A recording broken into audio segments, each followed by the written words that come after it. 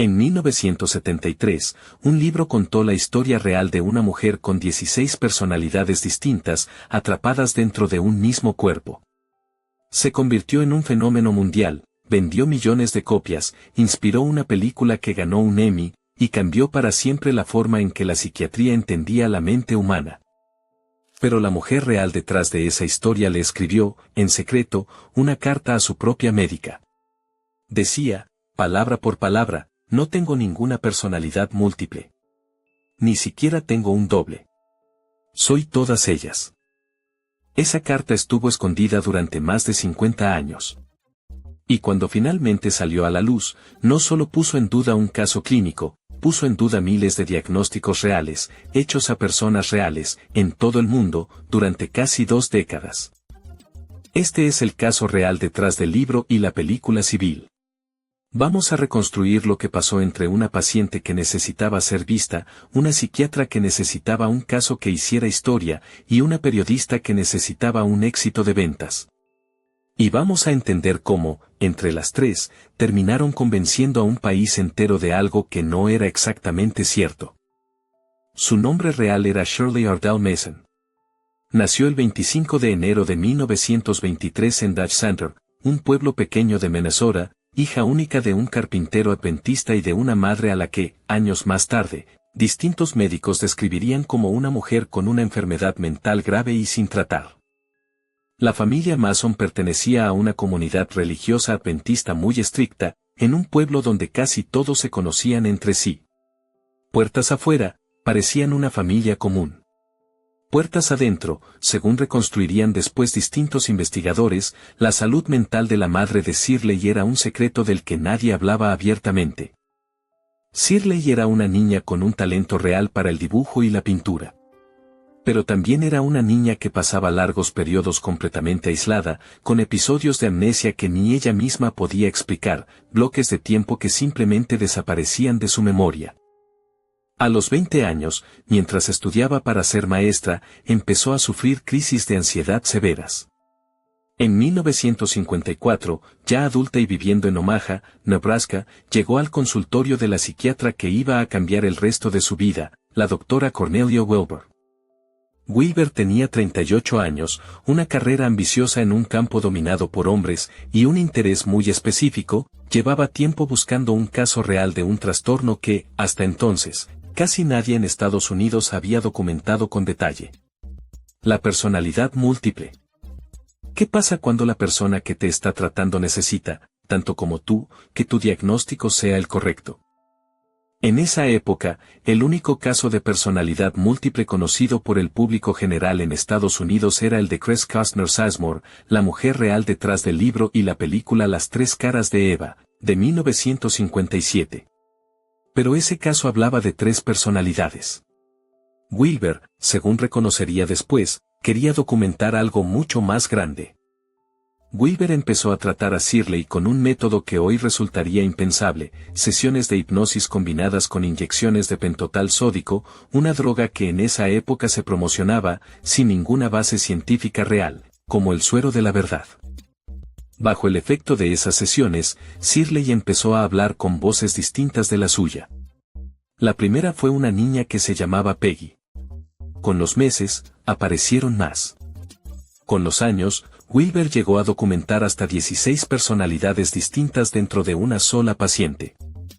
¿Tú qué crees que pasa en la mente de alguien bajo hipnosis y bajo el efecto de una droga, cuando la persona que le hace las preguntas espera una respuesta muy concreta? En 1955, Wilber se mudó a Nueva York para avanzar en su carrera. Y Shirley, que para entonces dependía de ella emocional y económicamente, se mudó también, solo para poder seguir el tratamiento. Durante los siguientes 11 años, Shirley tuvo terapia con Wilber varias veces por semana. A veces, todos los días. Wilber llegó a pagar parte de sus gastos personales. Vivían cerca la una de la otra. Según los propios archivos que se descubrirían después, la relación entre médica y paciente se volvió casi imposible de separar de una amistad íntima. Y en medio de esos 11 años, en 1958, Shirley escribió algo que nadie fuera de ese consultorio conocería durante más de 50 años. Fue una carta escrita a mano, dirigida a la propia Wilber. Shirley confesaba, con sus propias palabras, no tengo ninguna personalidad múltiple. No tengo ni siquiera un doble. Soy todas ellas. He estado actuando como si tuviera otras personalidades, porque sé que es lo que tú esperas de mí. Wilber leyó esa carta y decidió que no era una confesión. Para ella, era resistencia, una forma en la que Shirley intentaba evitar profundizar en un trauma demasiado doloroso para enfrentarlo directamente. La terapia continuó exactamente igual que antes. Si la propia paciente decía, por escrito, que nada de esto era real, ¿por qué nadie se detuvo, ni siquiera un momento, a comprobarlo? En 1962, Wilber contactó a una periodista llamada Flora Rita Schreiber para escribir un libro sobre el caso. Usando las notas clínicas de Wilber, las cintas grabadas de las sesiones y entrevistas con la propia Shirley bajo un nombre falso, Schreiber empezó a construir una narrativa completa. Esa narrativa contaba la historia de una niña torturada por su propia madre, enemas forzados, encierros en un granero, episodios de violencia extrema, que habrían obligado a la mente de Shirley a fragmentarse en 16 personas distintas para sobrevivir. El problema es que casi ninguno de esos detalles más extremos pudo confirmarse nunca con nadie más que con la propia Shirley, bajo hipnosis, bajo el efecto de una droga, frente a la persona de la que dependía por completo. Según el libro, la responsable directa de ese trauma era la madre de Shirley, Martha Mason, la habría atado, encerrado en un granero y sometido a enemas forzados durante años, frente a un padre que nunca intervino. Décadas después, cuando David Nathan entrevistó a familiares y vecinos que habían conocido de cerca a la familia Mason, ninguno pudo confirmar esos episodios específicos. Algunos, directamente, los pusieron en duda. Los historiadores de este caso coinciden en algo, probablemente hubo un ambiente familiar difícil, con una madre con una enfermedad mental real y sin tratar. Pero el nivel exacto de violencia física que describe el libro nunca pudo corroborarse de forma independiente. Antes de seguir, ¿tú ya habías escuchado hablar del caso real detrás de Civil, o solo conocías la película? Cuéntamelo en los comentarios. El libro se llamó simplemente Civil. Se publicó en 1973. Vendió más de 6 millones de copias solo en Estados Unidos. 3 años después, en 1976, se convirtió en una película para televisión protagonizada por Sally Field, que ganó un premio Emmy por ese papel. La historia de Civil dejó de ser un caso clínico encerrado en un consultorio, se volvió cultura popular. El caso también transformó la carrera de Wilber. Se convirtió en una autoridad reconocida sobre la personalidad múltiple, empezó a dar conferencias sobre el tema, y su nombre quedó asociado, para siempre, a lo que en ese momento muchos consideraron un descubrimiento clínico revolucionario. Pero lo que pasó después de esa publicación fue, en varios sentidos, todavía más grave que el libro mismo. Antes de 1970, en toda la historia documentada de la psiquiatría en Estados Unidos, existían menos de un centenar de casos reportados de personalidad múltiple. En 1980, la Asociación Estadounidense de Psiquiatría incluyó, por primera vez en su historia, la personalidad múltiple como un diagnóstico oficial en su manual de referencia. El caso de Civil, todavía muy reciente en la cultura popular, fue una de las razones que se citaron para justificar ese cambio. Después de la publicación de Civil, esa cifra se disparó a miles de diagnósticos en apenas 2 décadas. Terapeutas de todo el país empezaron a usar métodos parecidos a los de Wilber, hipnosis, sugestión repetida, sesiones diseñadas para encontrar personalidades ocultas en pacientes vulnerables, muchas veces personas con traumas reales, pero sin ninguna personalidad múltiple real detrás. Algunos de esos terapeutas construyeron carreras enteras, libros propios y clínicas especializadas alrededor de ese mismo diagnóstico, replicando exactamente el patrón que Wilber había fijado sin darse cuenta. Entre más personalidades encontraba un terapeuta, más grave y más interesante parecía el caso. Uno de esos casos fue el de una mujer llamada Patricia Burgess. En 1997, terminó en una demanda judicial contra sus propios terapeutas, los acusó de haberle implantado, con ese mismo tipo de método, recuerdos y personalidades que nunca habían existido. El caso se resolvió con una indemnización de más de $10 millones. La palabra civil incluso se volvió parte del lenguaje cotidiano en Estados Unidos. Durante años, decir que alguien tenía una personalidad civil era una forma coloquial de describir a alguien impredecible o contradictorio. El caso ya no vivía solo en la psiquiatría. Vivía en la cultura. ¿Cuántas otras Patricias hubo, en consultorios de todo el país, que nunca llegaron a un tribunal? La primera grieta pública en la historia oficial llegó en 1997, más de 20 años después de la publicación del libro. El Dr. Herbert Spiegel, otro psiquiatra que también había tratado a Shirley, cubriendo a Weaver durante sus ausencias, empezó a contar una versión distinta.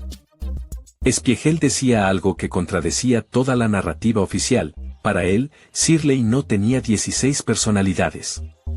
Tenía una capacidad de hipnosis extraordinariamente alta y una tendencia real a la disociación bajo estrés, pero eso, clínicamente, no es lo mismo que una personalidad múltiple. Spiegel contó que, cuando se negó a confirmar el diagnóstico frente a Schreiber, la propia periodista le respondió, casi textualmente, que si no lo llamaban personalidad múltiple, no tenían libro. Que la editorial quería exactamente eso, o el libro no se vendería. Spiegel llegó a describir públicamente todo ese episodio de la psiquiatría estadounidense con una frase directa, lo llamó una fase vergonzosa de la profesión. La segunda grieta llegó después de la muerte de Schreiber, en 1988. Sus archivos personales, cartas, notas de trabajo, cintas de audio completas de las sesiones quedaron guardados en 37 cajas en la biblioteca de una universidad de Nueva York. En 2011, la periodista Debbie Nathan tuvo acceso a todo ese material. Ahí, entre esas cajas, encontró la carta de 1958. La confesión que Weaver había leído, guardado, e ignorado durante más de 50 años. Encontró más cartas donde la propia Shirley, en distintos momentos, admitía haber inventado partes de la historia para no decepcionar a la única persona de la que dependía por completo. Y encontró algo todavía más incómodo, en las cintas originales de las sesiones de hipnosis, se escucha a la propia Weaver sugiriéndole a Shirley nombres y rasgos de personalidad, antes de que Shirley los repitiera después, como si hubieran salido de ella misma.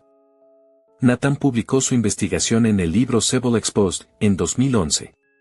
Su conclusión no dejaba mucho espacio para la duda. El caso más famoso de personalidad múltiple de la historia no fue el descubrimiento de un trastorno oculto. Fue el resultado de una paciente que necesitaba amor y atención, una psiquiatra que necesitaba un caso que validara toda su carrera, y una periodista que necesitaba, literalmente, un bestseller. Shirley Mason murió el 26 de febrero de 1998, en Lexington, Kentucky, todavía conocida por el mundo entero solo como civil. Nunca dio una entrevista pública desmintiendo el libro.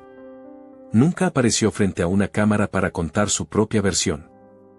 Hoy, el trastorno que este caso ayudó a popularizar sigue existiendo en los manuales de psiquiatría, aunque con otro nombre, desde 1994 se llama oficialmente trastorno de identidad disociativo.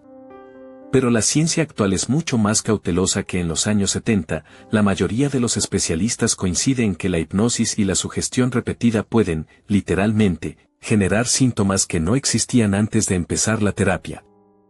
Hoy en día, el diagnóstico de trastorno de identidad disociativo sigue siendo uno de los más debatidos dentro de la propia psiquiatría. Algunos especialistas lo consideran real pero muy poco frecuente, mientras otros sostienen que, en la gran mayoría de los casos históricos como este, el trastorno fue producido por la propia terapia, no descubierto por ella. El caso civil no demostró que una mente pueda fragmentarse en 16 personas completamente distintas. Demostró algo diferente, y quizás más inquietante, que una mente humana, frente a la persona correcta, en el momento correcto, puede aprender a creerse casi cualquier historia sobre sí misma. Si tuvieras que adivinar cuántas de esas 16 personalidades fueron completamente creadas por la propia terapia, y no por Shirley, ¿cuántas dirías? Déjamelo escrito en los comentarios. Si te interesan los casos reales que la psicología prefiere no recordar, suscríbete a Mente Invisible. Cada documental de este canal investiga una historia real, verificada con fuentes confiables, que suena imposible, y sin embargo, pasó.